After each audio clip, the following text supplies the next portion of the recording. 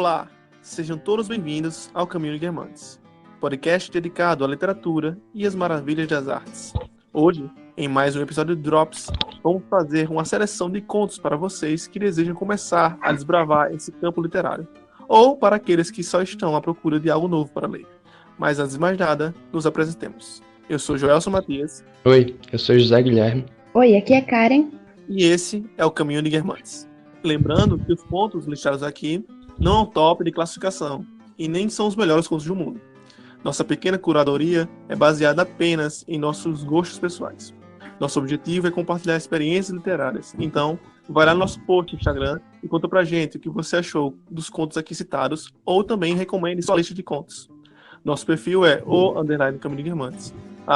E se você está ouvindo na data de lançamento, deve ter uma caixinha de respostas lá nos nossos stories. Comenta lá, beleza?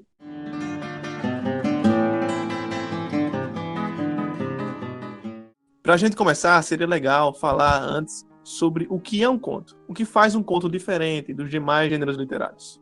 O Julio Cortázar, aquele escritor argentino, ele costumava usar uma metáfora para explicar o que é o conto comparado com o romance. Ele dizia que era como uma partida de boxe. No boxe você pode ganhar de duas formas, ou por nocaute ou por pontos. E ele dizia que o romance vencia por pontos e o conto deveria vencer por nocaute. Então, dá pra gente entender assim, que o conto ele é uma obra de ficção, assim como o romance, só que ele tem uma duração muito menor, que a quantidade de páginas é bem pequena em comparação com o romance. Alguns autores assim colocam uma média de 20 a 25 páginas, mas não é uma regra. E aí, como o Cortázar dizia, o romance ele vai te conquistando aos poucos. Você tem capítulos longos de grandes descrições, uma construção lenta de personagens, de eventos. E o conto não. A coisa acontece muito rapidamente.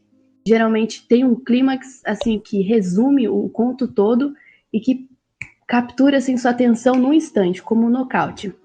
Há também no conto algumas características mais específicas, tais como a baixa quantidade de personagens, né? Normalmente são poucos personagens, e normalmente há também um núcleo central para a história contada, que leva, algumas vezes, a ter uma narrativa centrada em apenas um personagem. O espaço e o cenário é limitado, nunca é uma coisa tão grandiosa, diferente de uma fantasia épica de grandes livros, né? Sempre uma coisa mais fechadinha, mais delimitada. E também tem um recorte temporal que ele é bem mais reduzido. Normalmente não se passam, assim como não se passam por vários lugares ou grandes espaços, também não se passam por grandes tempos ou uma grande quantidade de tempo. Não se passa em 10 anos. Um conto normalmente se passa em um dia. Ou então, o conto tem uma dinâmica temporal que não lhe faz sentir o tempo passar tanto. E ainda tem o problema da diferença entre novela e conto. Para o escritor argentino Julio Cortázar, a diferença principal entre o conto e a novela é que o conto ele é mais objetivo e prosaico e normalmente fala sobre coisas mais realistas e diretas. Já a novela pode ter um teor mais, de certo modo, mais fantasioso, que tenha mais tempo para se esticar e para se explicar, colocando elementos simbólicos, esse tipo de coisa.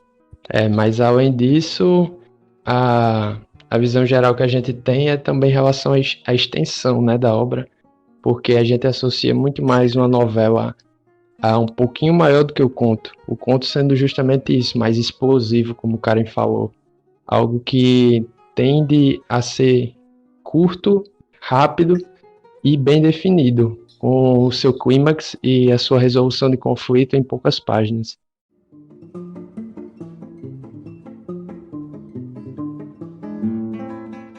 Agora, antes de entrar na lista em si, gostaríamos de expor algumas razões pelas quais deveríamos ler contos. Primeira razão, são textos curtos, logo não gasta tanto tempo. Até pelo fato de serem textos curtos, são coisas que você pode ler a qualquer momento. Durante a tarde, ou entre uma leitura e outra, ou numa fila esperando alguma coisa. É um ótimo tipo de literatura para se ter consigo para qualquer lugar que você for, inclusive livros digitais. Acho que é uma boa sugestão. Além disso, os audiobooks também são interessantes. Muita gente gosta de escutar contos, inclusive tem muitos canais do YouTube que fazem leitura e análise de contos, Porque é uma coisa que você pode escutar, assim, bem menor do que uma duração de podcast. Você pode escutar enquanto faz alguma coisa, enquanto tá no carro, no ônibus. Enfim, é muito prático. O segundo motivo pelo qual deveríamos ler contos é que os contos podem servir para ajudar a consolidar o hábito de leitura. Tendo em vista que são textos curtos, quem ainda não tem esse hábito de leitura, então está tentando voltar a ter um hábito diário de leitura, pode começar com esses textinhos. Um dia de manhã, outro dia pela tarde, e assim vai voltando a ler, e assim vai criando mais e mais esse hábito, até conseguir ler romances maiores ou com uma extensão bem mais longa. O terceiro motivo é que não precisamos seguir uma ordem. Já que são várias histórias, podemos escolher qual ler aleatoriamente. Os contos, por terem todas essas características que a gente já elencou aqui, são leituras mais fáceis e que a gente não precisa ficar preso a elas por muito tempo. Às vezes a gente pega leituras maiores, romances, e fica com medo de estar com eles por muito tempo, ou quanto tempo vai durar aquela leitura quando a gente pega um livro muito grande. Mas um conto a gente consegue ler facilmente em uma tarde, ou em um dia, ou 2 dias no máximo. E isso nos facilita e faz com que a gente possa diversificar as nossas experiências literárias, porque existem contos de vários tipos, como a gente vai mostrar aqui nas nossas indicações. Inclusive é legal para conhecer novos autores, sem precisar ler um livro todo dele. Já tem uma ideia, né, do estilo do cara.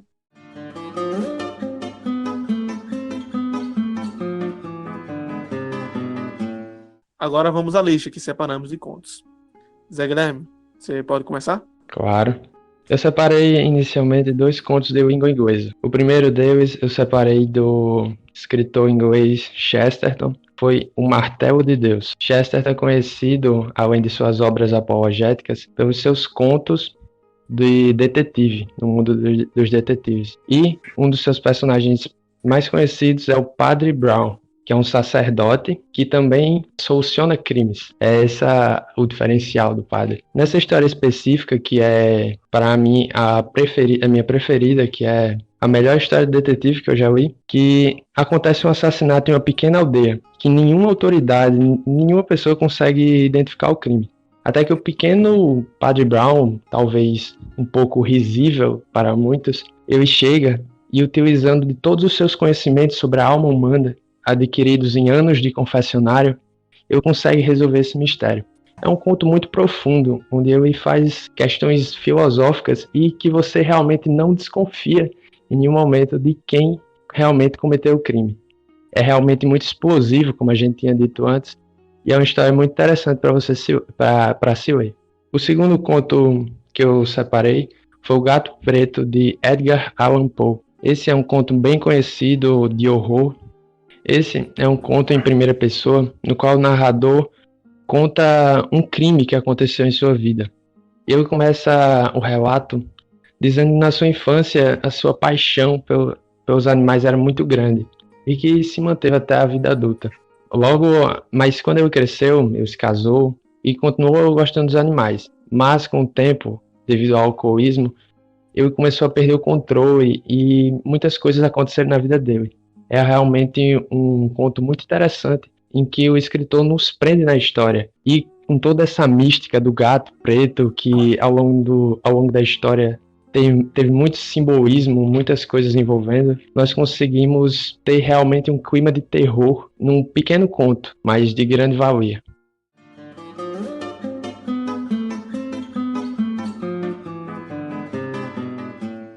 O primeiro conto que eu gostaria de indicar é chamado De Quanta Terra Precisa o Homem. Ele é de Tolstói e ele conta a história de um camponês que é obcecado por terras. Ele era um homem simples, vivia com a família, e a história começa com a mulher dele discutindo com a esposa de outro camponês sobre quem era mais feliz.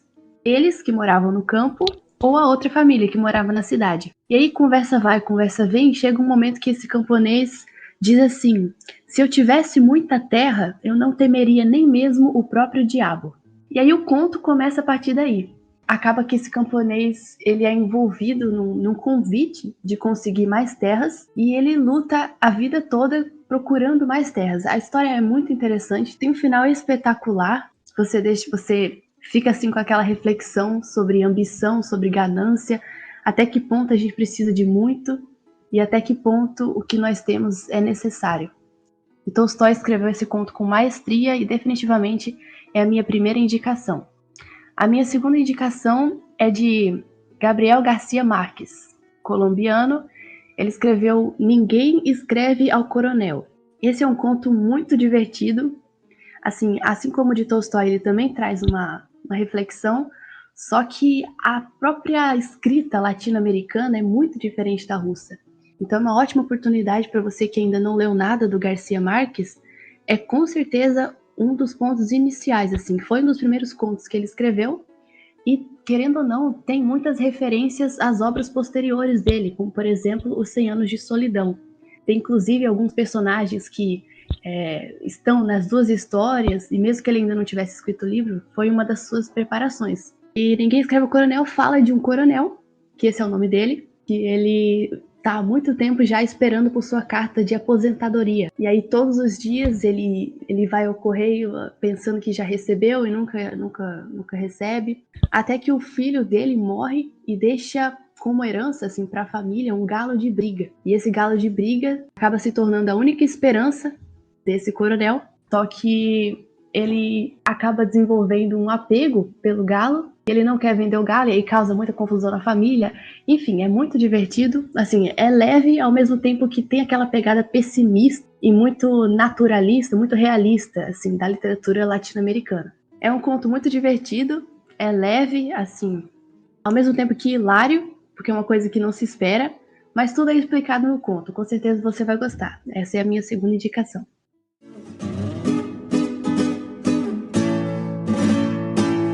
O primeiro conto que eu trago é de língua estrangeira, repetindo o autor, né? É de Edgar Allan Poe, também de língua inglesa. É A Máscara da Morte Escarlate ou A Máscara da Morte Rubra. Esse conto é bem interessante, porque ele foge um pouco do estilo de Edgar Allan Poe, de contar coisas mais psicológicas, apesar de ter também, mas não é tão profundo assim, mas ao mesmo tempo fala do ser humano.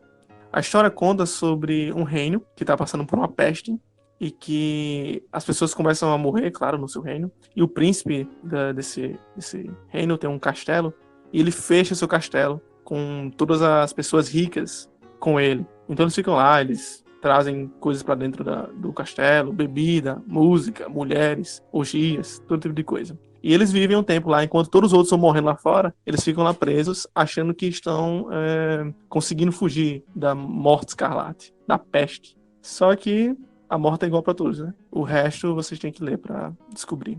Apesar de que o texto ele não é um texto com um enredo, é mais uma experiência de leitura.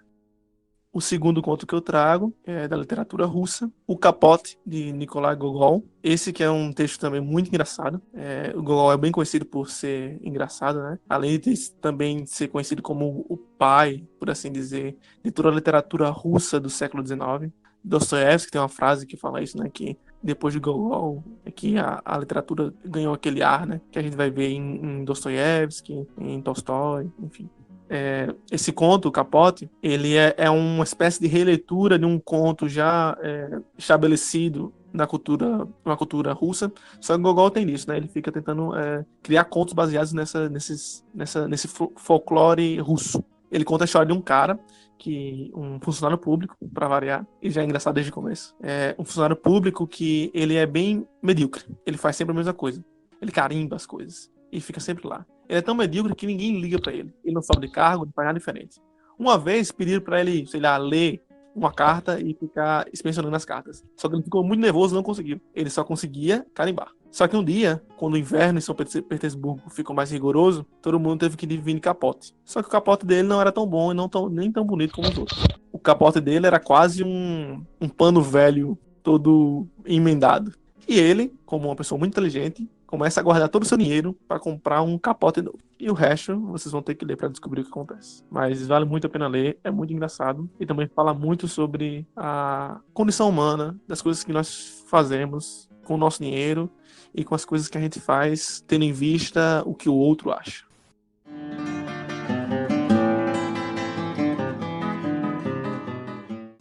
Agora, como não poderia ser diferente, deixamos um espaço para os contos brasileiros. O Brasil, assim como tem grandes poetas, como demonstrado no podcast sobre poesia brasileira, também tem grandes contistas, como é o caso de Machado de Assis, Álvares de Azevedo e Mário de Andrade. Agora, vamos falar sobre alguns desses contos brasileiros que nós separamos como indicação para você. Acho que a gente não podia falar de contos brasileiros sem falar de Machado de Assis, como bem disse Joelson. O conto que eu trouxe aqui de Machado de Assis é O Homem Célebre. Poderia ser vários outros. Aliás, um dos meus preferidos é O Espelho, que a gente já fez um podcast que você pode escutar aí assim que acabar esse aqui. Mas O Homem Célebre trata de uma história no qual o personagem central, Pestana, era um famoso autor de polcas, que era um estilo musical muito popular na época do Brasil. Mas eu era muito frustrado com isso, porque eu não gostava das próprias músicas que escrevia. E eu queria escrever com canções mais complexas, como Bach, Beethoven, músicas clássicas. Só que eu não consigo. E a maior frustração dele é que as pessoas adoram as suas polcas e ele tem muita facilidade para escrever. O conto mostra justamente isso, essa visão de um homem que se sente confrontado com o que ele queria ser e o que ele realmente é.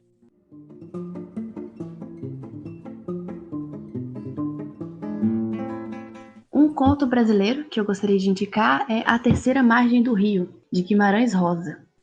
O Guimarães Rosa ele tem uma maneira muito peculiar de escrever, e ele é muito conhecido por aquele livro Grandes Sertões Veredas. Esse conto ele é muito significativo também na forma como ele é escrito, na linguagem que o Guimarães Rosa usa, e por isso que a experiência é muito válida. Mas o enredo é por si só interessante. Ele conta a história de um homem, pai de família, que era um sujeito absolutamente normal. Vivia com a família, trabalhava, pagava as suas dívidas, e aí um dia ele vai atrás de um homem que faz canoas. E ele encomenda uma canoa muito interessante. A canoa só cabia uma pessoa e ela tinha uma capacidade, uma resistência para permanecer na água por muito tempo. E aí esse homem, esse pai, ele entra nessa canoa e do nada, sem dar explicação a ninguém, ele parte, vai embora na canoa. E é assim uma narrativa bastante tensa, ao mesmo tempo que a gente tem a visão, o conto é narrado pelo filho. Então você fica o tempo todo achando que se vai acontecer alguma coisa ou não. Claro que eu não vou contar aqui o final, mas a experiência literária é muito interessante. Também fala muito do aspecto existencial. Eu acredito, o que será que leva um homem, parece que está tudo certo, de repente abandonar tudo e partir sozinho para o meio do rio? Então há muitas metáforas, a própria imagem do rio, há muito significado que você pode tirar dessa história, e é uma narrativa bem curta e mesmo assim muito carregada de significado. Eu recomendo. Só para aproveitar aqui que eu falei de Guimarães Rosa, movimento modernista e tal, eu não podia deixar passar essa oportunidade e não recomendar um conto de Clarice Lispector chamado O Grande Passeio. Esse foi um conto que me surpreendeu bastante, porque eu já tinha lido a Clarice e eu tinha achado a literatura dela assim muito pesada, muito pessimista, meio escura assim de certa forma. E esse conto me surpreendeu porque ele mostra um outro lado da Clarice. Então, se você se interessa pela Clarice Lispector e gostaria de conhecer algum conto dela, eu recomendo esse, se chama O Grande Passeio. Ele é bem simples e muito belo, assim. Ele conta a história de uma senhora que foi abandonada pela família e vivia pulando de casa em casa. E, assim, ela não deixa de ser Clarice porque é uma história triste. É uma história, assim, que faz pensar sobre injustiça, né? Um velhinho que viveu tanto tempo e é abandonado, assim. Então, ele é essencialmente triste, mas é narrado de uma forma muito bonita e menos descolorida do que a maioria das escritas de Clarice Lispector. Então, só queria aproveitar e deixar essa indicação.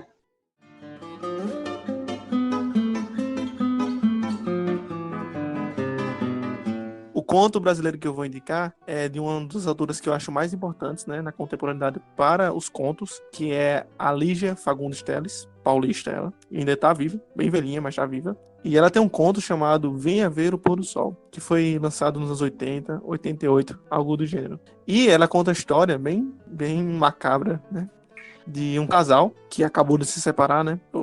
a Raquel e o Ricardo. A Raquel se separou do Ricardo porque ele era um pouco responsável, não sabia bem para onde estava indo a vida, não sabia muito bem como ia sustentar esse relacionamento, falando mais nas coisas materiais, dinheiro, condições de vida. A Raquel decidiu se separar do namorado. Só que ele é insistente. Certo dia, quando inicia o conto, o Ricardo liga para Raquel e a convida para ver o pôr do sol em um cemitério. Essa história é um tanto macabro, você já pode ver aí com esse aspecto do cemitério, de um relacionamento, de um ex-namorado, né? Enfim, vocês têm que realmente ler esse conto, que já adianta é muito bom, e ler também os outros contos da Lígia Fagundes Telles, que é uma autora ótima, excepcional.